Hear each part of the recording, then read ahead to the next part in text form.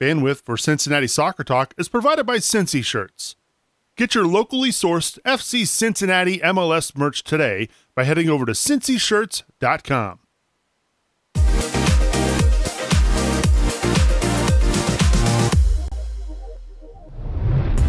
Hey, what's happening, Cincinnati Soccer Talkers? Welcome into the cincychants.com studios for another fantastic Monday edition of CST. Glad you're with us.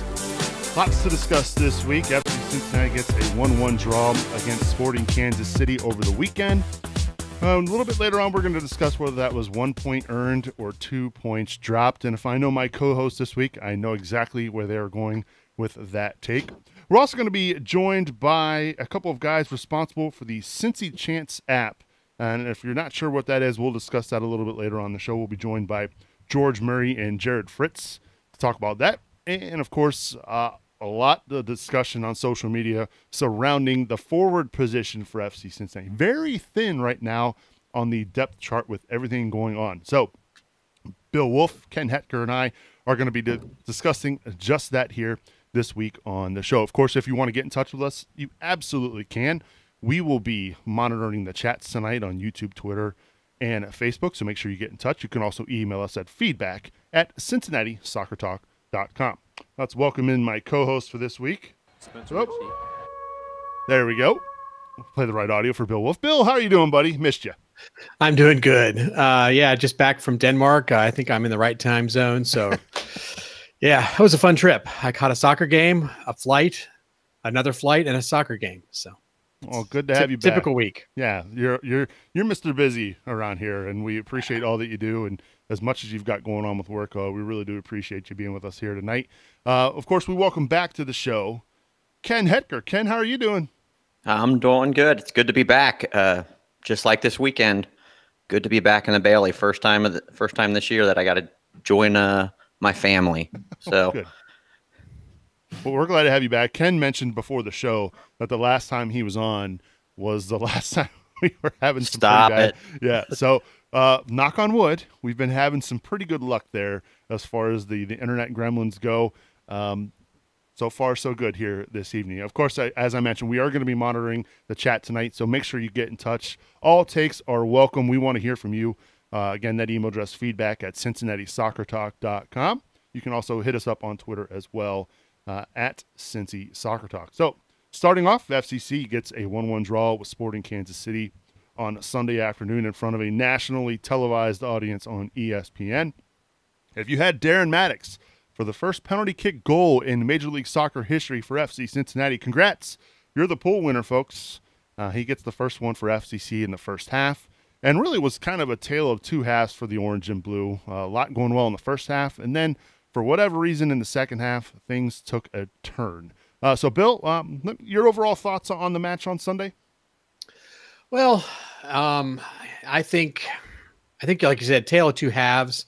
I think when we saw that we were going to be playing against a lot of the younger, more reserve squad for Kansas City, we decided to try a high press. It's not something that we always do. It was kind of interesting, and I think it worked really well for us. But I think our guys kind of fatigued out around the 50th, 60th minute. In the second half, we struggled to get back in the game. So where we easily could have been up 3-0 in the first half, we didn't get our chances in the back of the net, and we ended up paying for it. It's kind of one of those things, Ken, where if you don't take your chances, ultimately it comes back to bite you. It feels like maybe this is what happened with FCC. Yeah, we had a lot of chances. I agree 100% with Bill, though. I mean, we pressed them high coming out of the gate.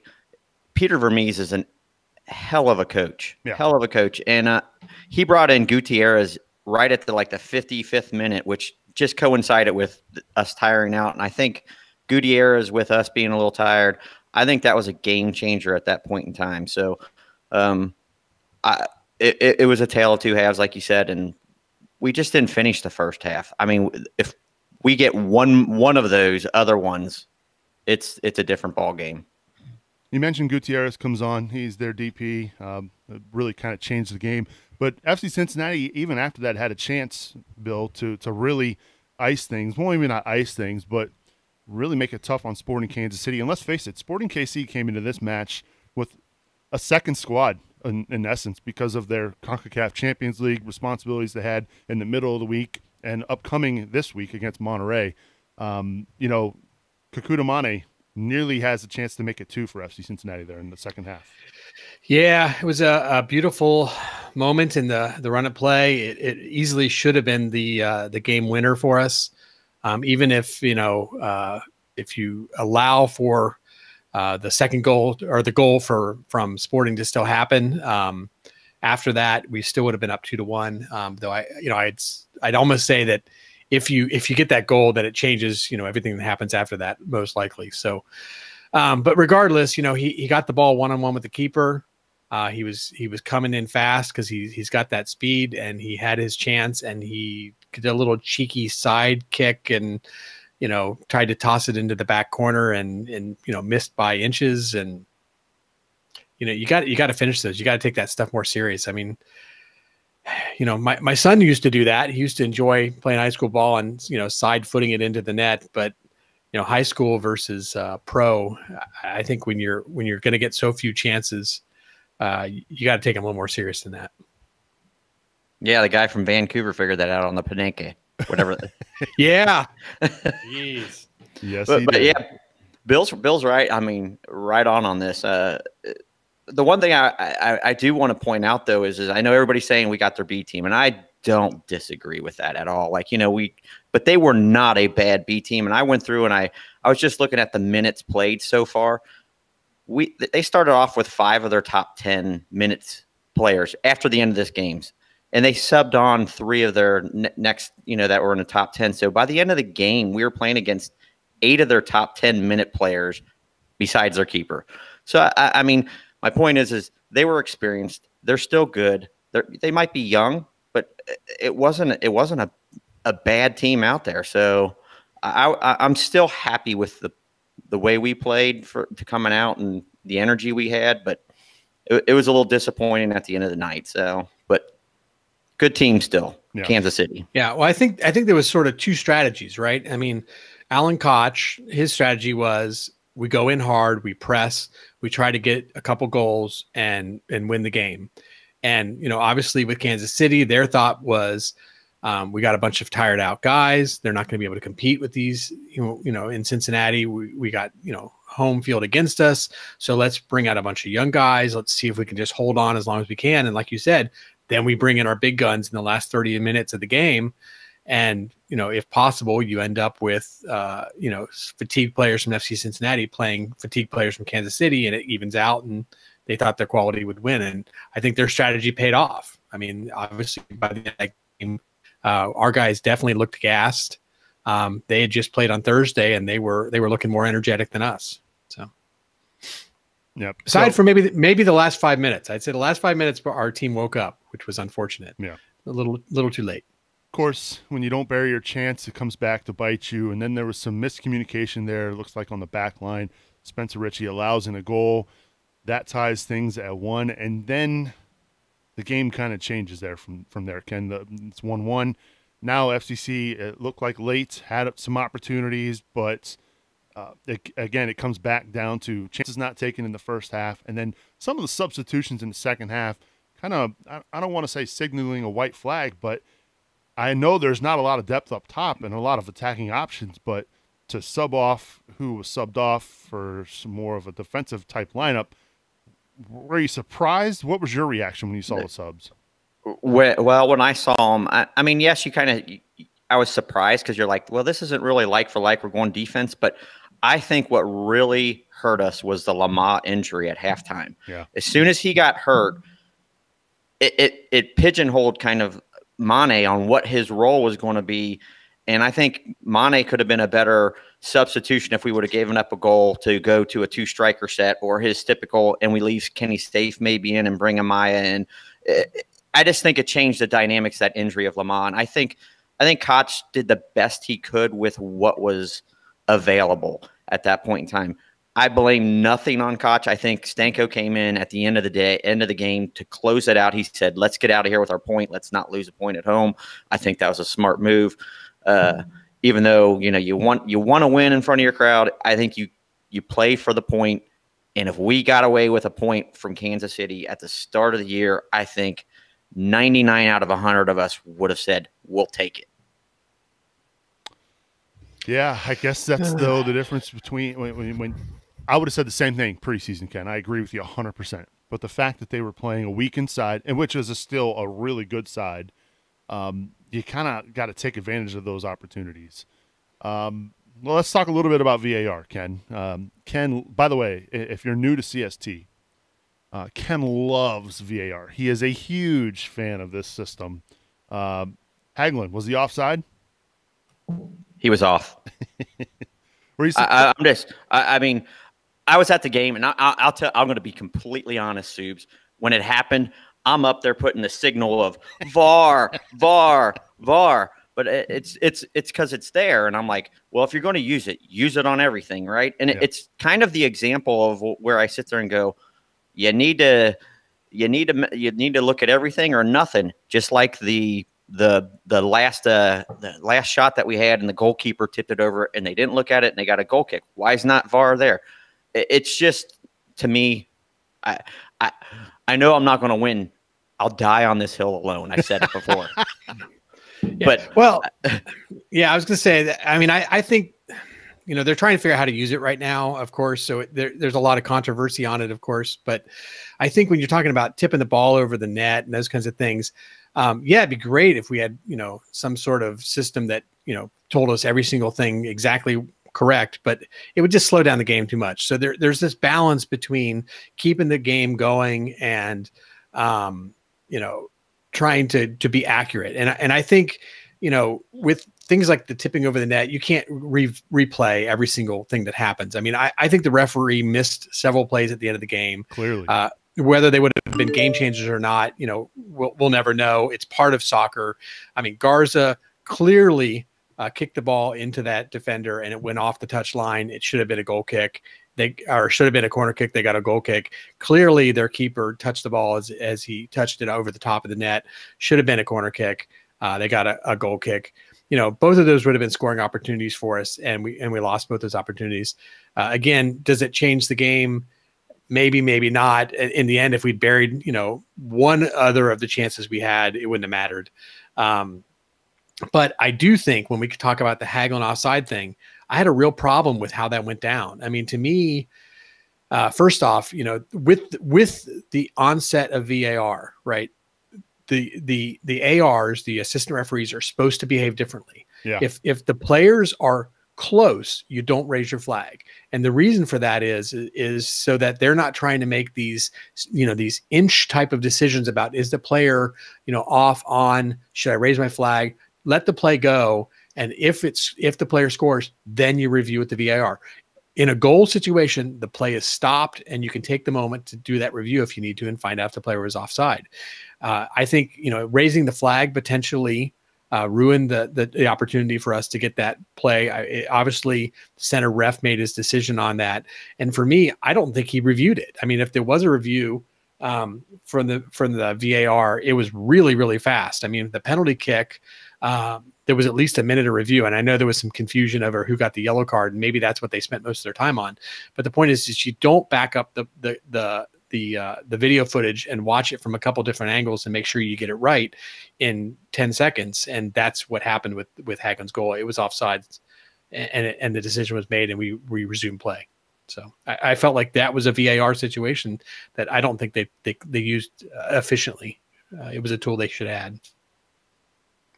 And the result might have been the same. To be fair, I think he was offside. Yeah. But I'm just saying, the way that it was done, I felt that was, when you talk about VAR, I don't think they used it effectively. Yeah. So. And again, this could come down later on where, maybe, I don't know. It's tough. And again, everybody is still kind of learning how this is all going to work. Yep. I tease Ken because as he said, he's willing to die alone on this hill and does not like the VAR. I think it's going to come. There's going to be a time where it comes in handy for FC Cincinnati. There's going to come a time where it goes against us too. But ultimately, what we want to see here is the proper implementation of it. And I think that's where a lot of folks kind of had some eyebrows raised. And let me just jump in here. I do love goal line technology. It's because it's instantaneous. And Bill said it correct. I mean, VAR slows things down, and that's just kind of where I sit there and go, well, what's the deciding? You never know what the impact is, Yeah. And it's always just only on a goal scoring opportunity. And I'm like, I understand it. I just don't necessarily like it. So my biggest beef with the end of the game was clearly. For me, you see the ball go off of the defender on when Garza was going 1v1 there at the end line. From even watching it full speed, I thought that was a corner kick. How he misses that, I don't know.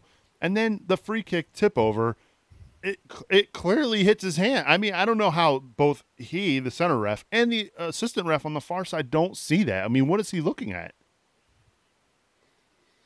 That's where I have no answer. Yeah, I have no answer on that. Yeah. So and I don't have anyone. I have no input on that either. So. And again, we're not saying that this is why FC Cincinnati drew Sporting KC. Again, it just comes down to small things that may have contributed to what happened on Sunday. We kind of talked about the substitutions a little bit with Ken there, Bill. Did you have any thoughts or takes on the substitutions and what Koch ended up doing on Sunday? Yeah. I wasn't real happy with the subs. I agree with some of what Ken said. I mean, I think, Lamar, whatever was going on there, I guess a tight quad is what they said. So they made a decision to bring Mane in earlier. Well, you have a limited number of attacking options on your bench and you give up one at half. And it does pigeon Mane into a certain role. It does limit Koch on what he can do. So that's fair. I mean, I agree that we are thin and we definitely have issues up top. I think also the Stanko substitution at the end, I think when you're getting in within the last 10 minutes, it's definitely a possibility of saying, let's try to get a point out of this and let's not lose the game. So, especially when the run of play has been against you for a while. So, I can see shoring up the defense with Stanko, pulling out Mattocks. I think where I struggled with the decision was the first sub he made strategically. He waited until the 77th minute. Yeah, it was like just 5 minutes before the Mattocks sub, I think. But it was too late in my mind. And it went defensive, right? I mean, we pulled out Safe, who was by far our most creative attacking player at this point, in my opinion. And we substituted in Alexander, pushing him out as an outside wing again, not a role he's comfortable in my opinion. I mean, he's more of a center player.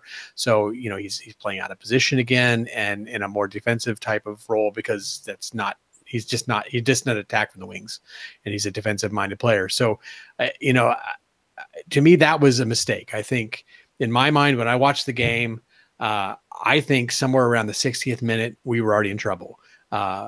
We had Gutierrez had come in for Kansas. They had their DP in the center. Our midfield was struggling. Guys were fatigued. You could see that Kenny Safe was tired. I think as much as I love Kenny Safe, I think he needs some time to get back to match fit. He pushed hard. He ran hard. He had a good 60 minutes in him, but he wasn't ready for 77 or whatever it was. Yeah. And at some point, he was actually our forward. He was up top, and Mattocks had dropped back into more of a 10 role.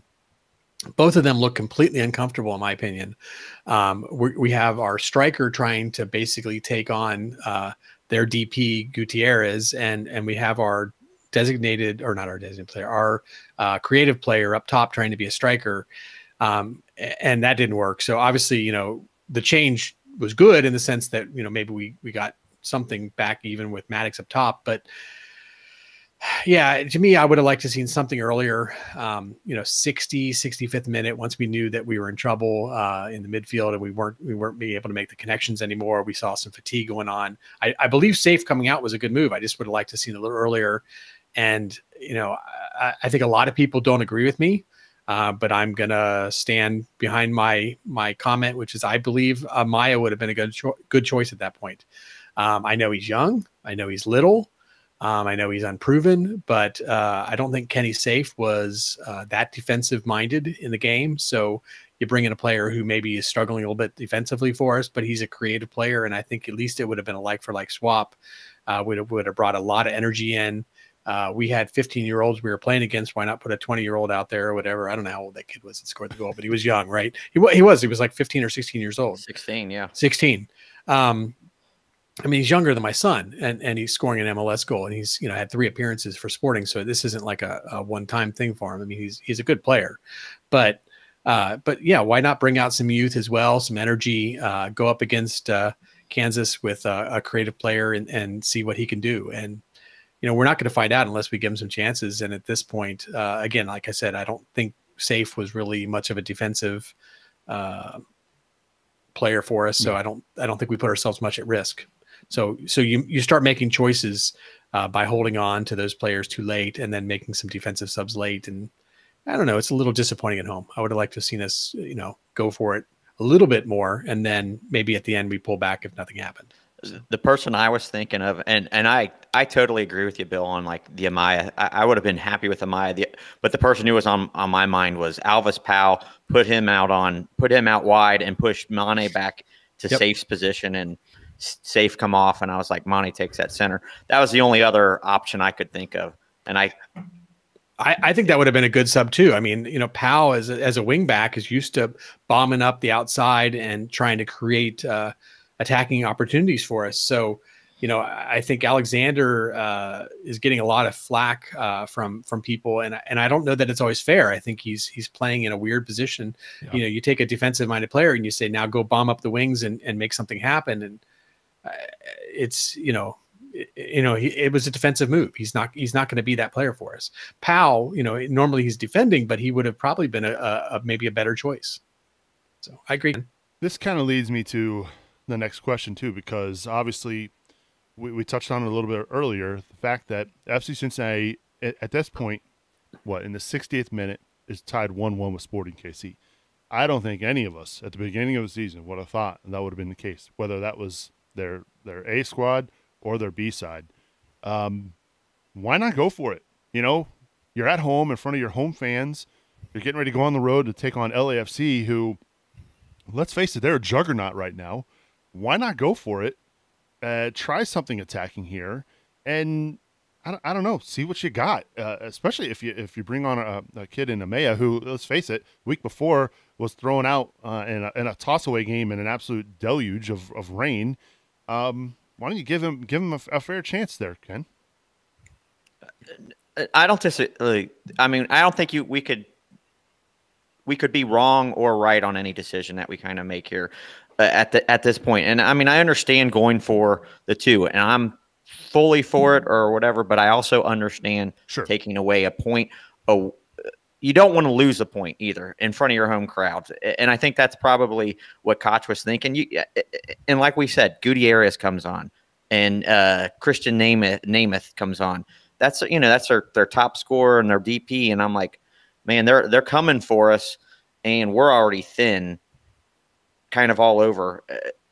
I understood Koch's logic, but I also understand why not do the like for like with Amaya, or change it up and try and switch it back. At the end of the day, the last 10 minutes, we were back on our front foot a little bit. So did it really work? I mean, would it have changed something? I don't know. If we'd had more attacking minded players, maybe we could have done something more with that last 5 minutes of the game, right? We'd taken our striker out, and we were putting in defensive midfielders, and then we were charging the goal in the last 5 minutes. So kind of a strange setup. Oh yeah. I'm just saying we got back on our front foot, and I, who knows? Hindsight's 2020. Yes, it is. Yes, it is. So we posed this question earlier. Is this a point earned or 2 points dropped, Bill? Dropped. Yep. I mean, if they hadn't played in the CONCACAF Champions League and they had, brought in their normal 11, I would have been giddy with a 1-1 tie and said that we stole a point. But knowing who we played up against, and I know, again, I'm not saying these guys are slouches. This 16-year-old is not like hey, just showed up and put on some cleats and played us or anything. Obviously he's very good. But you know, we had the opportunity to win this game, and we should have won this game. We easily could have won it 3-0. And our front four missed some chances, some really, really, really good chances. I would say it's 2 points dropped more than 1 point earned, but I'm closer to where probably Koch is in the big scheme. Yeah, we got a point, and that's great, and that's more than we were probably expecting. But in the short term, this was a lost cause for us. So, yeah, I'm kind of torn because, again, go back to the beginning of the year, going up against Sporting, you're thinking this is going to be one of the teams to beat in the Western Conference, if not the team. Peter Vermees is a great coach. You've got them at their weakest. You know, you kind of want to take advantage of that. Yep. And so for me, I would have gladly taken a point at the beginning of the year. I would have gladly taken a point Saturday night. And then I saw the report Sunday morning that they were going to have a weekend squad out there. And I'm thinking, well, man, I mean, I even changed my Growler Cup prediction because of it.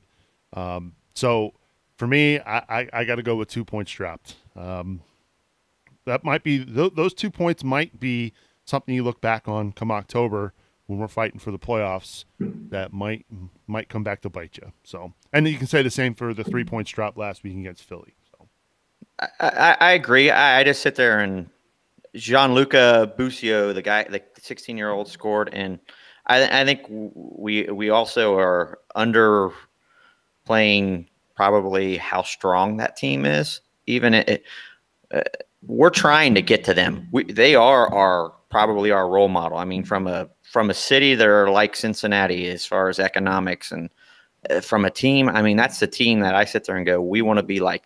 They do it with depth and not with true all out and out DP players that are $7 million. So I think we need to also sit there and realize that was a good team. It's not some team that was some slouch. It wasn't second string San Jose. it wasn't like we were playing Portland. Apparently not. All right, Ken, you're man of the match. Oh, man of the match. I got to go with Mattocks. I think he was dangerous all the time. I think he could have done better finishing, and we can sit there and hold that against him, at points in time. But I think I wrote it on Slack today. There was a 25th minute. He made a move on the sideline, got the ball to, I think it was Duplan, and Duplan crossed it to Lamar. And Lamar is like 6 inches. And I'm like 6 inches just too far close. Mattocks was dangerous. He created chances. He was havoc on that back line. He's my man of the match. I mean, it's the easy one just because he scored, but I think he did a lot more than just scoring. How about you, Bill? I'd say Cruz. I liked him. Kenny's safe. I really enjoy watching him, and I think he created a lot of opportunities for us. I think Cruz was the same for me. I think he was really dangerous on the sides. Created a lot of opportunities for us. A lot of the chances that we did get came off of his foot ultimately. And the other thing I liked was he never quit. I mean, he was there for the whole 90, and he was running hard when everybody else looked like they were gassed. So I like the effort, and for that, I'm going to give him the nudge over a couple of the other players who also had some good moments. Mr. Alan Cruz fanboy himself. Ken doesn't even pick Cruz for man of the match. That must be the kit, right? Yeah. For people who don't know, I am the OG Cruz fan because my kit, I ordered it before there was even the A on it, and I bought Cruz and put it on there, and now it's A.Cruz, and I'm like, I got a Cruz kit. People are going to think that's your last. Maybe that's what we're going to call you now. Ken Cruz on the show this week, folks. Exactly. K Cruz. Oh, man, that's funny. We'd love to hear your thoughts on Man of the Match. Hit us up, feedback at CincinnatiSoccerTalk.com. All right, let's head over to the King's Hammer Hotline. Let's welcome in the folks responsible for the new Cincy Chants app. Have you heard about this app, folks? It's free on iOS and Android devices. If you're ever wondering what chants are being sung in the Bailey during the match, or maybe you're sitting at home and want to learn some of the chants, this app is fantastic. You really should go check it out. We're really pleased to be joined here on the King's Hammer hotline by the creators of the new Cincy Chants app, George Murray and Jerod Fritz. Welcome to Cincinnati Soccer Talk. How are you? Great. Hey. No problem. Thanks for being with us. First and foremost, who's the brainchild? Be honest. Which one of you really came up with the idea? That would be George, me. Yeah.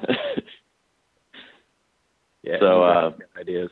yeah, basically, I went to the Seattle match and I was just blown away by the atmosphere there, and it kind of like it hit me like we're in the MLS now, and it's like huge.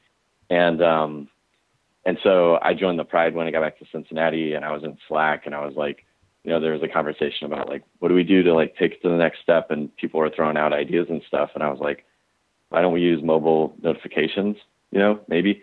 So I just sketched up some designs and stuff and sent them to Jerod, and he made a prototype, and we were off running. Well, so I got a question actually. How's it work? And I mean, when I say how's that work, like, does somebody sit at the front of the Bailey and you're talking to the drummers, and do the drummers say, this is the next song we're going to do? And I have no idea what interface you use as far as like to post the next chant, but how does that work as a communication to like get it out to the fans? And my other question would be, follow-up question is, how quickly does it respond, like within the stadium? Yeah. As you can tell, I'm a project manager. Yeah. So if you're an admin or one of the capos that's authenticated to be able to broadcast the chants, when you log in, you have a different interface on the iOS app. So they can scroll the chants just like you and I can, but when they press broadcast, it gets sent to our server and then gets pushed out. That whole process takes about 2 seconds.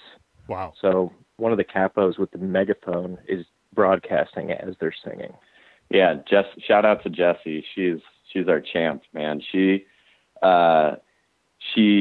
broadcast during the Philly game in the rain. She broadcast during SKC after burning her hand on a flare. Ooh. Like she's awesome.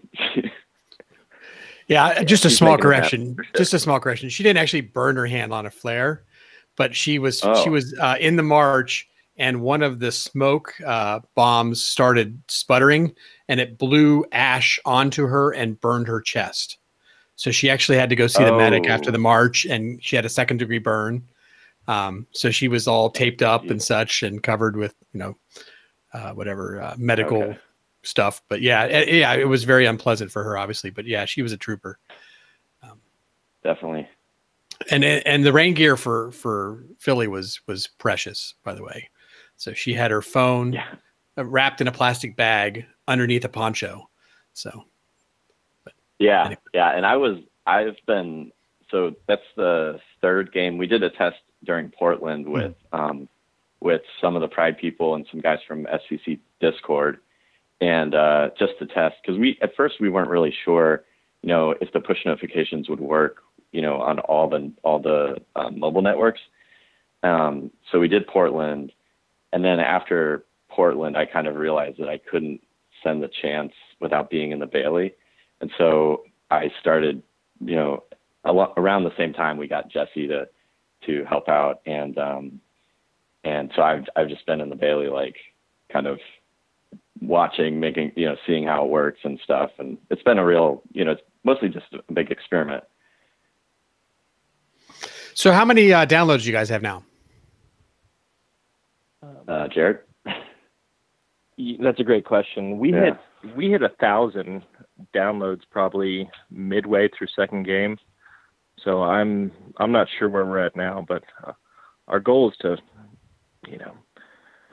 I don't know, George, what is our goal? Well, we want to hit like 2,500 people receiving receiving the chance. Yeah. Is there a limit? The chance. No, there's no theoretical limit, but I mean, I guess other than the in-app experience or the in-game experience is limited to the size of the stadium. So shouldn't the goal be like 30,000?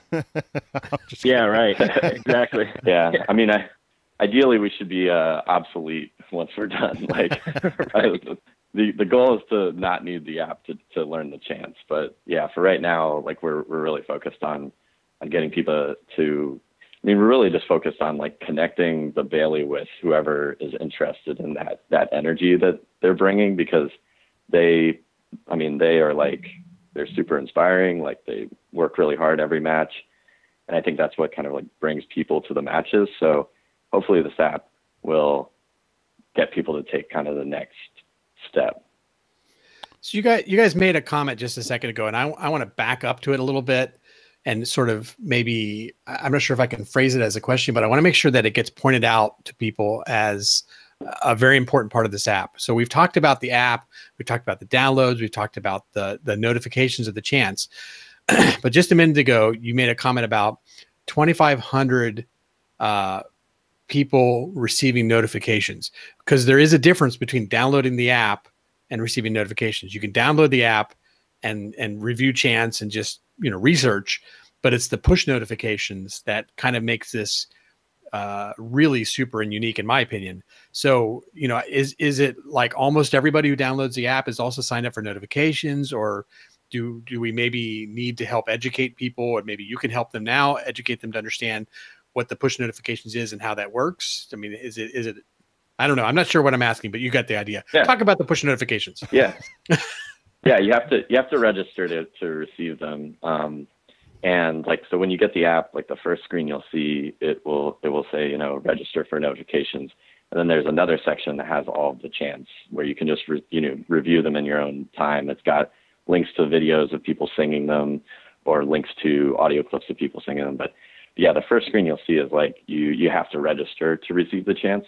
And then the other cool thing we did was we made it so that you can turn the chants on and off. So like if you're not at the match, or you're out for some reason, you're doing something else, you can turn them off, so you're not getting all the push notifications.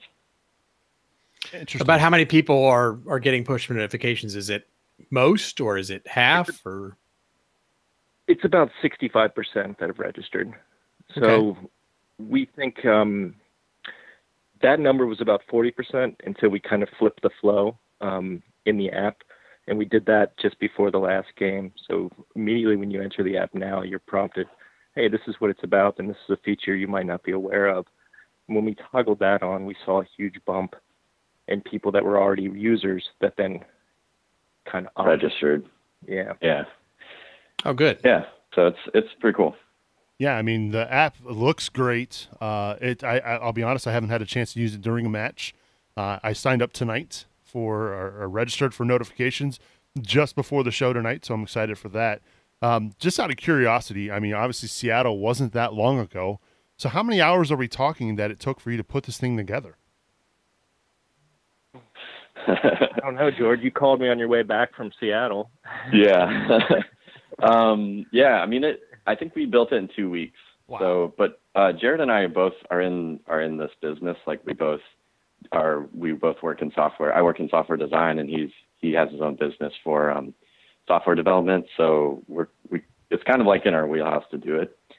And yeah, I mean, it's just we've always wanted to do a project together. We've talked about other SCC type projects that we've come up with, but this one just kind of like it just I think Jerod really was just he was able to prototype it so quickly that we were able to, get it out there and, try it out. That, props to him. Yeah. Well, like all apps, there's always an update. So what's new and upcoming for the Cincy Chants app? Yeah. So we, I think our goal is to hit 2,500.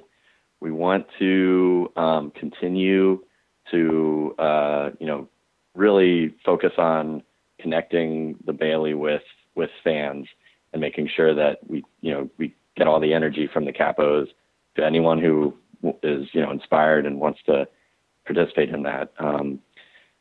Jerod has some ideas for, we've been talking about, potentially having, like the chants start, like maybe you can make the chants start automatically. Maybe like listen to it while you're watching a match at home. There's all kinds of stuff. We've been talking to the guys that record, like shout out to Max, the chant master from the Knights. He's like, him and a bunch of guys have been recording these higher quality recordings of the chants, and I think that it's just really cool. So we want to do something with that and kind of bring the Bailey home. Yeah. Well, I like exactly it. Bring it home. Yeah. Yeah, the app looks fantastic. You guys did a really great job of it. Is there a website people can go to where they can find links to the iOS and Android apps? Yeah. So if you search Cincy Chants in either app store on iOS or Android, you can find it there, or you can find us at cincychants.com. We're also on Twitter as Cincy Chants. Fantastic stuff, guys. Really well done. Really excited to use these push notifications going forward, and we appreciate you spending some time with us here on Cincinnati Soccer Talk. Thanks for having us. Thanks again. No problem. That's George and Jerod, creators of the Cincinnati. I almost said Cincinnati Soccer Talk chant app. That's not the case. Cincy Chants app. Head over to cincychants.com. We appreciate them being here with us on the King's Hammer hotline. All right, it's that time of the show where we give a big shout out and thanks to our tremendous supporters. First and foremost to King's Hammer and Tim Bronsel, Matt Adamczyk, Mama Subes, Brian Malone, Jamie Smed, Mike Hudson, Jonas Tom, Jack Emery, Mike Bowman, Kathleen Francis, Jesse King, Teresa Everidge, Matt Imholt, Matthew Long, and Joe Coling. Thank you so much for your tremendous support of Cincinnati Soccer Talk. To learn more on how you can support the show, head on over to CincinnatiSoccerTalk.com/support. All right, so let's talk a little bit about striker depth, shall we, gentlemen? Obviously, we know there's some stuff going on with our designated player, Fanendo Adi. If you're not familiar, head on over to CincinnatiSoccerTalk.com to read more. Obviously, had some troubles a week ago Sunday, actually. So we don't know when he's going to be back, right? So Darren Mattocks playing up top.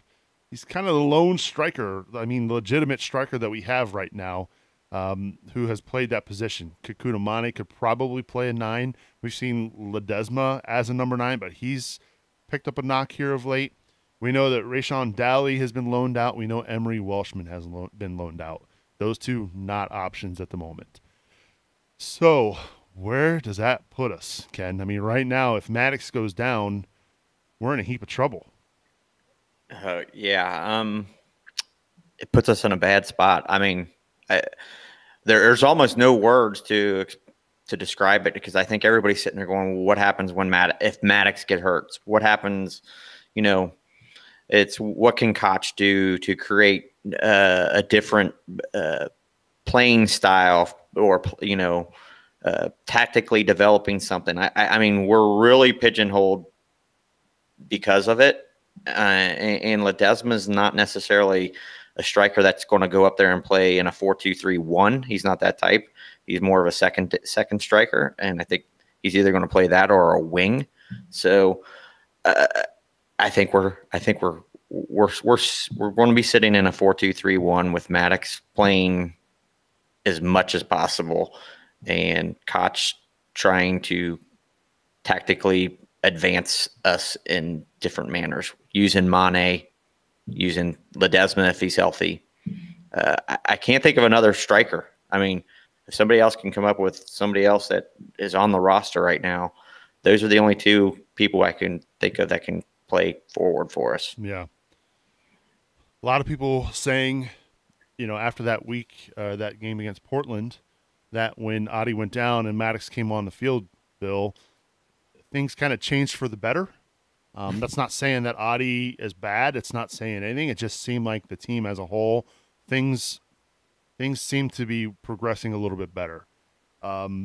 Maybe Lamar could potentially play. again, but he's more of a winger, and also now he's injured. So right now, depth is not the strongest point for the forward position.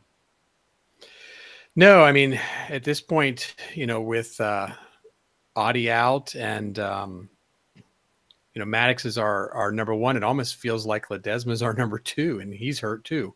So, I don't know what the right solution is either. I would agree with you. In Portland, we looked really, or not in Portland, with Portland, we looked really good when Adi went down and Mattocks came in. But I also would caution to assume that that's just the case, right? I mean, sometimes a bigger presence up top is important. Adi provides that for us. I think it just happened to be that the faster, quicker play that Mattocks brought in as an alternative worked really well against Portland. And at the same time, I feel like also when you change things up, it works, right? So sometimes you present one thing to the defense, and then when they start to get like comfortable and know what they're going to get out of you, you change it up. So you bring something different in. It causes them to struggle against you. I mean, we swap our left and right wings all the time for that very reason. That the outside backs get used to defending against one wing. You flip them, and now all of a sudden they have a different look, and they have to figure out how to handle that. So you got to keep the defense guessing, and I think that effect also comes in. But yeah, I mean, I think at this point, I don't know enough about what's going on, so it's hard for me to really say what the right move is. Is Adi going to be out for a month? Is Adi going to be out for another couple of days? Well, that begs another question, though, Bill, because right. Let's face it, this is the first time FC Cincinnati's experienced this in their short history. There has not been this type of trouble. Let's face it, I don't have a better word for that other than trouble. Yep. And for a franchise that has, I wouldn't say gone out of its way to distance themselves from the Bengals, how this is handled, and I know there's a lot of, the collective bargaining agreement with Major League Soccer Player Union is involved, but I don't know. I have a hard time with this one because, again, they haven't experienced this as a club. How do you handle this? If you're Alan Koch, Ken, do you welcome Adi back? Are there some where do you go? Because again, I think a big reason why the fans have really taken to this club is that they've done things differently than the Bengals, and we've seen it time and time again. And that was the running joke when the news broke last week about the orange and black found its way into Nippert Stadium. I don't want that. I don't want the Bengals juice anywhere near what's going on with FC Cincinnati, but it's interesting to see how they handle this type of situation. I think we don't have all the information, like Bill said. So, I mean, I think it's very hard for me, I understand what everybody's saying about the Bengals juice. This is one player. This is, and I'm going to say the first time, hopefully the only time we have to go through. I know, but I'm trying to be positive here. Sure. So, I mean, my point is for me, I'm welcoming him back. And I'm not saying he's innocent or any of that behavior is acceptable, but people make mistakes. Sure. And let's be thankful nobody got injured. That's the first thing. All right. And Amen. It's a learning experience. We've all done something wrong. And again, I'm not justifying it.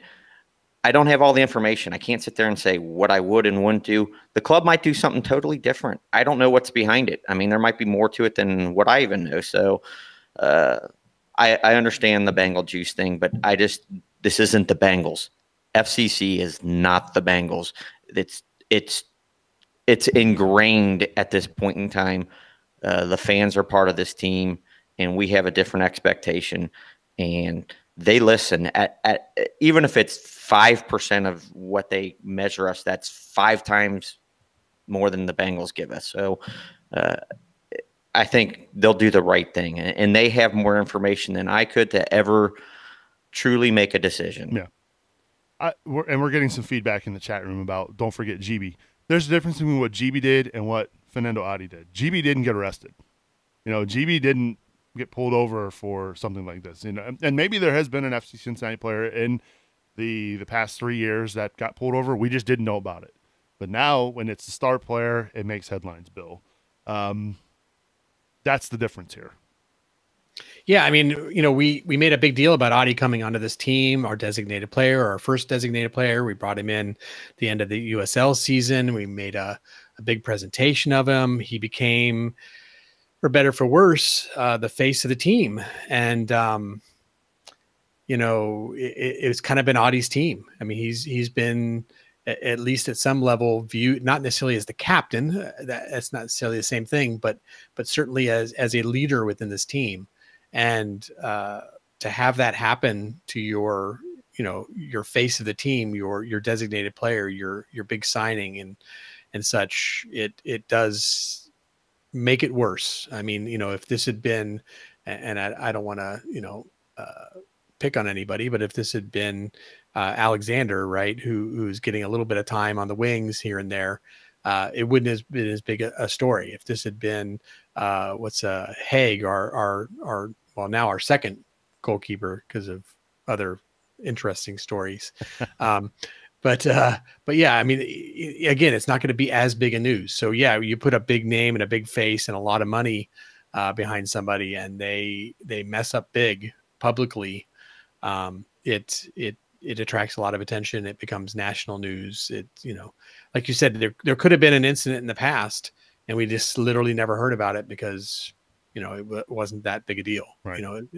As far as the scope of the person, so to speak. A lot of people on social media with strong opinions on this. I'm not saying one way is right or the other. Obviously, the collective bargaining agreement is in place for a reason. But if Fanendo Adi, had scored 8 goals last year for us and got off to a great start this year, how many people would be saying, cut him, Ken?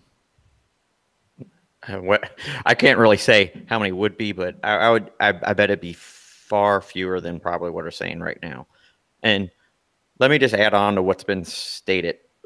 I might welcome him back. Koch might welcome him back. The team might, or the front office might welcome him back. His teammates are what need to welcome him back. He needs to earn that trust back more than probably anybody else. Us fans probably being maybe slightly higher or right behind that.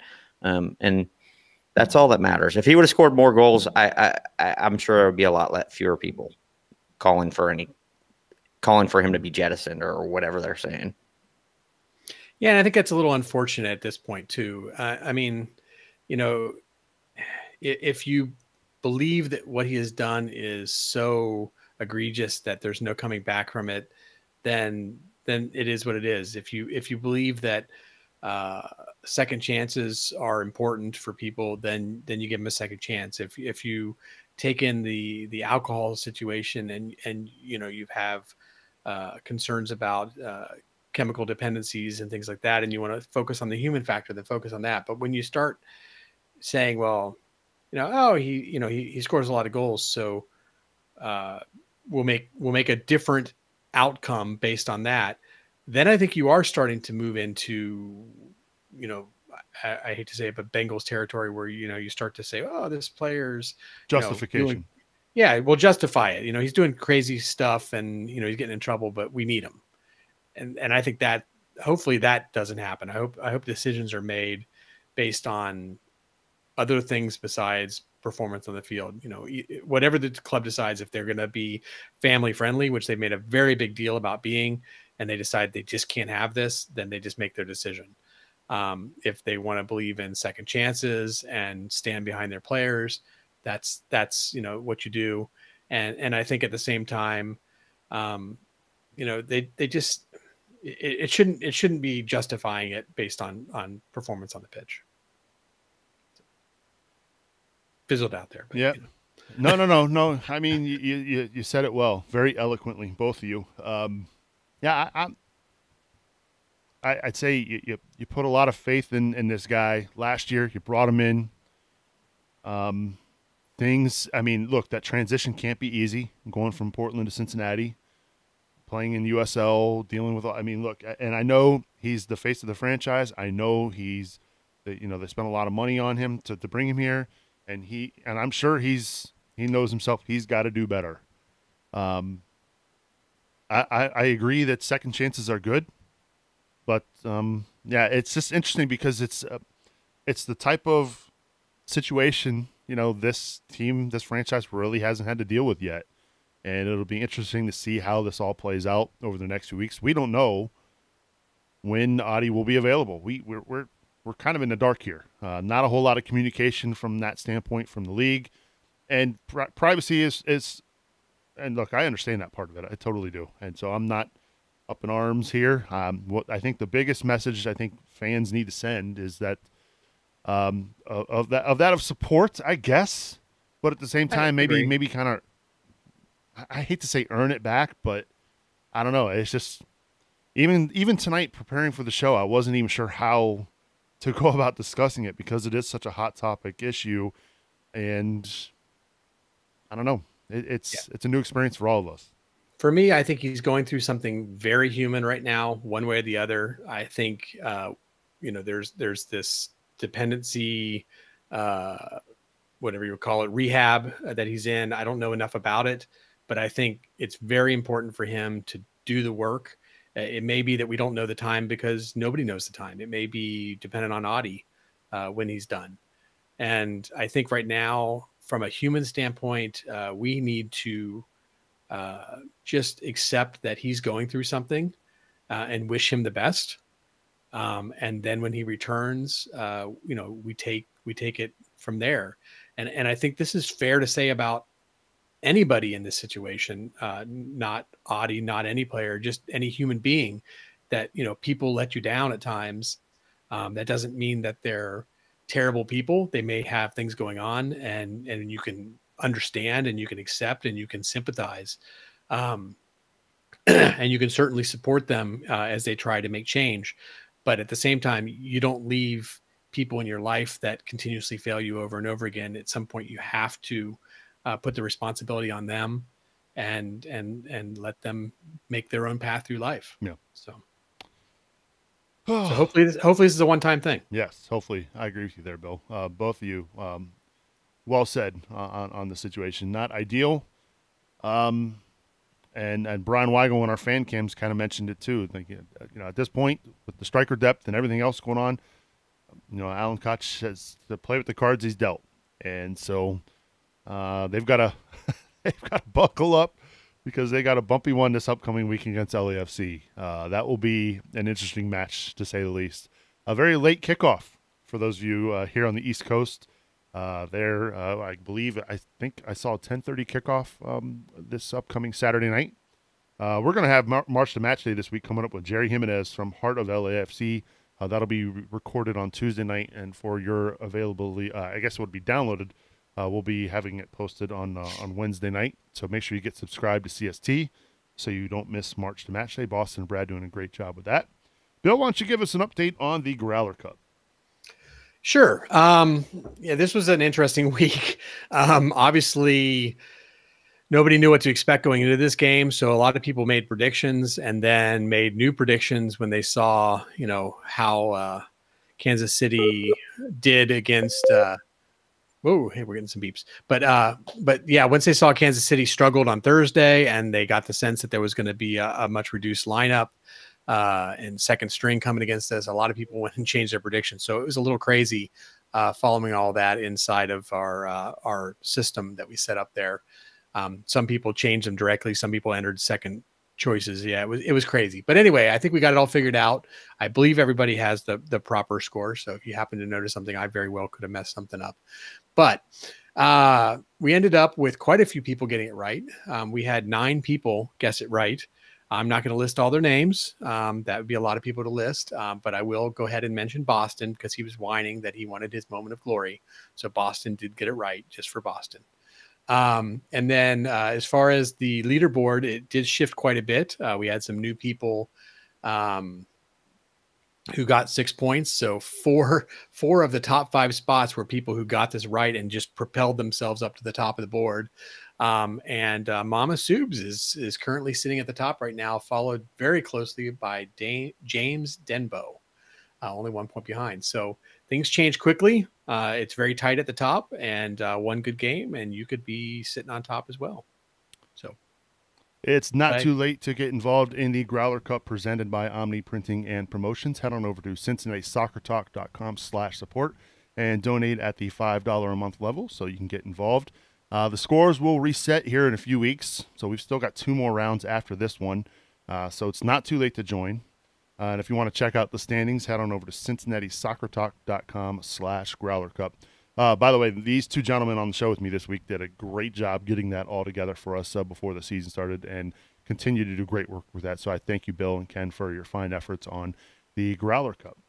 All right, time to wrap things up. Final thoughts from Ken Hetker. Ken, it was a pleasure having you on the show again this week. And we had no internet issues for the most part.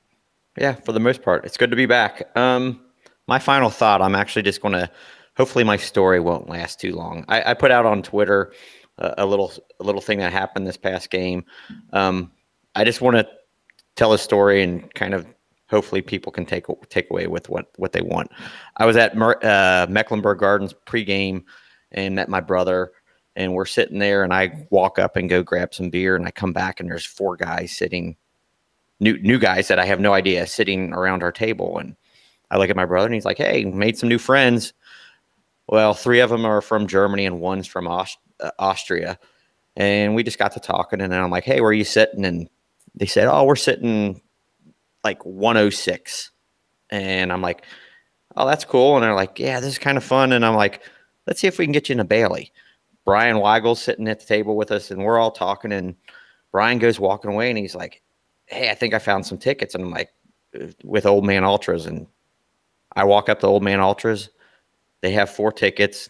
They sell them to me for a very, very fan-friendly price because they know I'm giving them to these guys. Give them these tickets to go into the Bailey, upgrade them to the Bailey. Brian gives them some scarves.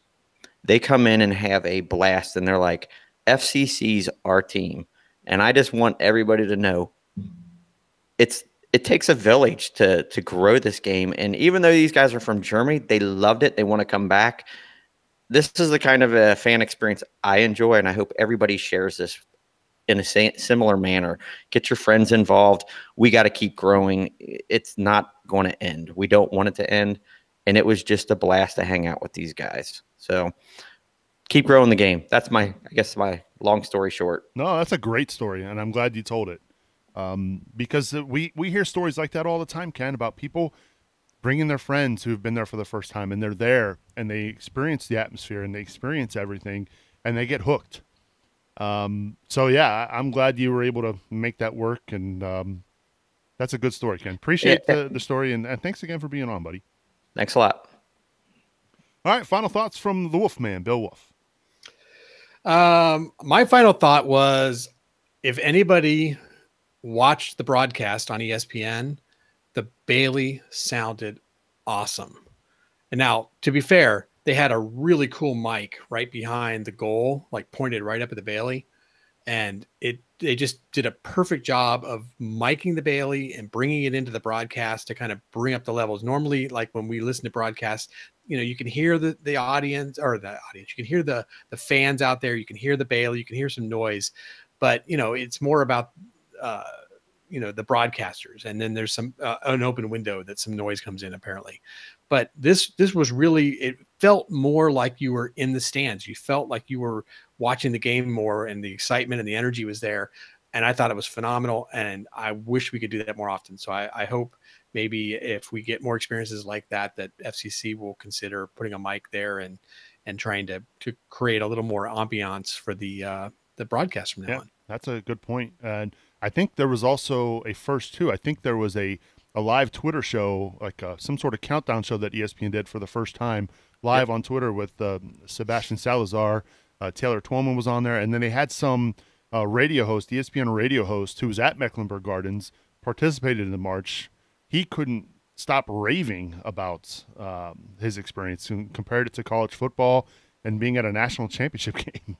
So, and that was for, a regular Sunday against Sporting KC. Imagine an early Sunday. Right. Imagine how he would have felt that week against Portland and being involved in that march. So good stuff, Bill. As always, appreciate you being on the show and all that you do for us. It's always fun.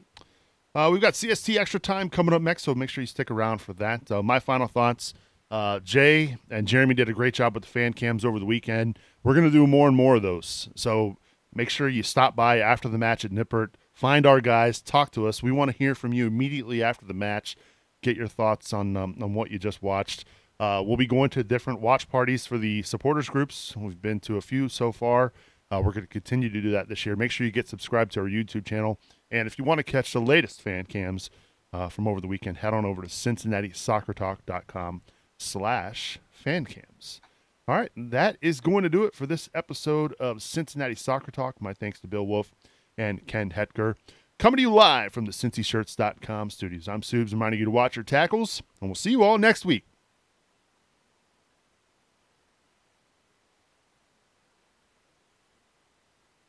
Hey, we're back. CST Extra Time coming at you here on this fine Monday evening. Our intern, Jacob Clary, giving us some great tweets this week. Although I will admit, I was late to the party and didn't get the tweet out on time. So we have a couple of them this week. Let me pull them up here. All right, this first question, this is from at Heisenhaus. Do you see a role for Manu Ledesma as a substitute as an attacking midfielder when Kenny Safe runs out of gas while working to return to full match fitness? I would say no. And if I'm just going to be honest here, I think Ledesma was great. He could have filled that void in the USL. I think the MLS is a different beast for him, and I just don't think he's that distributor. And Kenny Safe's fast, makes decisions quick, and it's not that Ledesma can't do some of that stuff. I just don't think that's his game at the MLS level. I think he's a winger or a second striker. That's just how I see him. I could be wrong. But I don't see him subbing in for Safe at a central attacking midfielder position. I see him just as a secondary striker and a winger. I think if you guys see it differently, that's how I see it. Yeah, I think we have other options that are getting attention before him. So when you're looking at the center, I think right now we already have a little bit of a battle between whether Safe or Mane should be in the center, and Koch I don't think has figured out which one he likes better there. So to have Ledesma step in, I think it's unlikely at this point. I will say, just from a side note, in the preseason when we were focused on the 3-4-3, it seemed to me like there maybe was a little bit more opportunity for Ledesma there. I saw some earlier games where our top three were Mattocks, Adi, and Ledesma. And I thought that was about a perfect front three for a 3-4-3 setup. And the reason is of course the three are pinched in a little bit more, all attacking together. And they all three were incredibly different. Mattocks was very technical on the ball, a lot of speed. Adi was big, very physical, very tall, of course, to get balls in the air. And then Ledesma definitely doesn't have the pace of the other two, but he has the vision and the creativity. So to have those three all up top created three different issues for the defense to deal with, and all three of them were different. And what I really liked watching them in the preseason was they were all flipping around and changing positions so that you never knew what you were going to get. Now, we kind of dropped that formation. We went to the 4-2-3-1 or the 4-4-2, depending on how you look at it. It was definitely a 4-2-3-1 in the last game. And yeah, I'm with Ken. I think it's going to be a struggle for him to get back, especially in a central role. I think he could fill in on a wing, but that's probably all we're going to see. Also, we have Frankie. I mean, at some point in time, we have to give Frankie some minutes to grow. It's not just about this year, it's about next year and continuing to grow this team. And even if Manu's maybe a little bit better fit, I think, and I'm not saying he is, I think we have to undoubtedly give Frankie Amaya a chance and an opportunity to play at this high speed game, because he's got to get that decision making. He is a future for us. So I think he's more in the future for us. I mean, he's a U20 U.S. men's national team player. Yeah. He's a future for the country. Yeah. Well, true. I'm not. Good point. I'm just saying Frankie's got to get some minutes too. So working him in there, I think, is almost more valuable than Ledesma, and that may pain me even a little bit as much as it might pain somebody else. Yeah, I'm with you guys. I think if you got to see what you got. I don't know. For me, if you're having to pick one or the other, I'd go with the Maya rather than Ledesma at that attacking spot. I mean, I guess I went into the season not expecting to see Ledesma a lot this year, and I know he was the USL MVP last year, scored a lot of goals, had a lot of assists, but that's the USL. And it's a different game. So for me, I guess I just didn't expect to see him a lot. So that's just my 2 cents on that. Thanks for the question. Next question. This is from David Ide. Any word on the current status of TT? Well, he's hurt. We know that, or we think he's hurt. We're not really sure. He's hurt. The question is, where is he hurt? I guess that's more the thing. A lot of people, a lot of people up in arms about. We had this debate a couple weeks ago about whether you keep Spencer Ritchie in goal versus TT. Even some of us here within the Slack group, our own CST Slack group, we're kind of having this discussion. Like for me, and again, the only way you play out of a slump or get out of your bad form is to keep playing, right? I mean, you gotta get minutes to break out of that at some point. But what I saw in Charleston and what I saw in that first match in Seattle, I saw a keeper that looked nervous, who looked unsure of himself. And fair play, he hasn't played in a while, right? Ritchie played the entire second half of last year and got some meaningful minutes for the club down the stretch. And when he's been in goal, has looked more of a comfortable number one and hasn't really done anything other than, I guess, the mistake this weekend that says to you, yeah, maybe TT should be in goal. So for me, I still ride with Ritchie. I agree with you 100%. I mean, that's a whole different question, I guess, is whether he's available and what do you do if he is available? According to FCC, he was ready to step in and start this game, or at least be on the bench as the second keeper. Except I guess he was doing the dishes or something and he sliced open his fingers. So, I mean, as a goalkeeper with stitches in your fingers, that's probably not a great idea. And Ritchie just seems to have luck with all of his competition getting injured. I'm beginning to wonder a little bit, right? Evan gets hurt and Ritchie takes over. Didi gets hurt, Ritchie takes over. Maybe Ritchie's, a little scarier than we know. It's not always milk before cereal, huh? Exactly.